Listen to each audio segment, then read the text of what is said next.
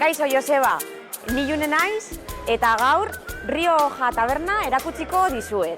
Rioja Taberna 1954 urtean sortu zen. Gu hirugarren generazioa gara ja, hasiera batean aitit eta amomak sortu zuten, Jardin Eskalean, eta ikusten duzuenez, 1959 urtean, Txakur kalera pasatu ziren. Taberna honetan berezitasun bat daukagu, eta badakizuenez, 1983 urtean Bilbon uholdeak izan ziren, eta hemen badaukagu plaka bat, non adierazten dugun ura noraino iritsi izan. 3 metro eta 15 zentimetro oraino. Bueno, eta gure badozu, nirekin etorri eta barrutik ikusiko dugu taberna.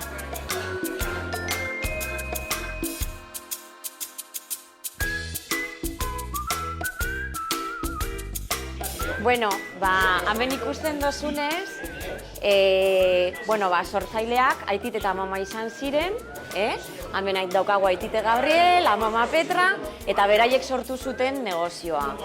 Arrez geroztik, hurrengo generazioak hartu zuen testigoa, eta gu orain hirugarren generazioa gara.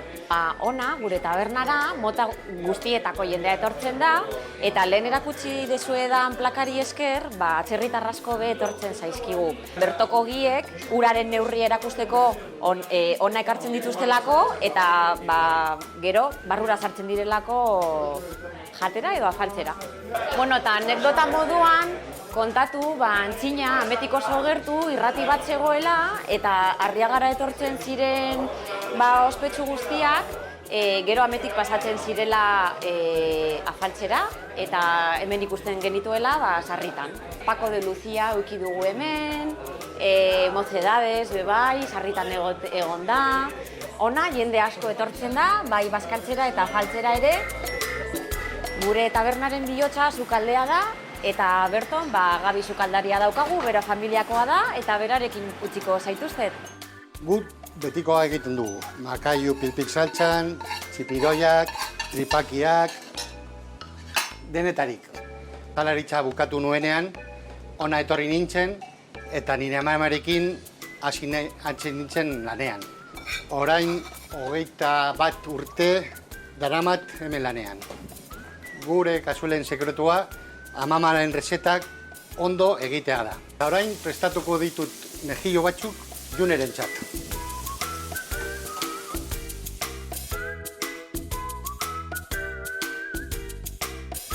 Bueno, Joseba, eta esan dotzuten moduen, atzerritarrez gain, bertoko txikiteroak ere badauzkagu, eta begira zelako giro polita sortzen duten hemen barruan.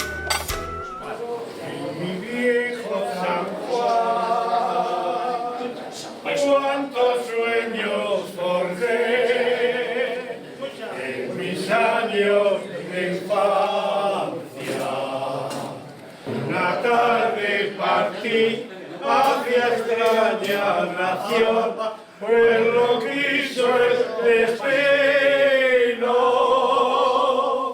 pero mi corazón se quedó junto al mar.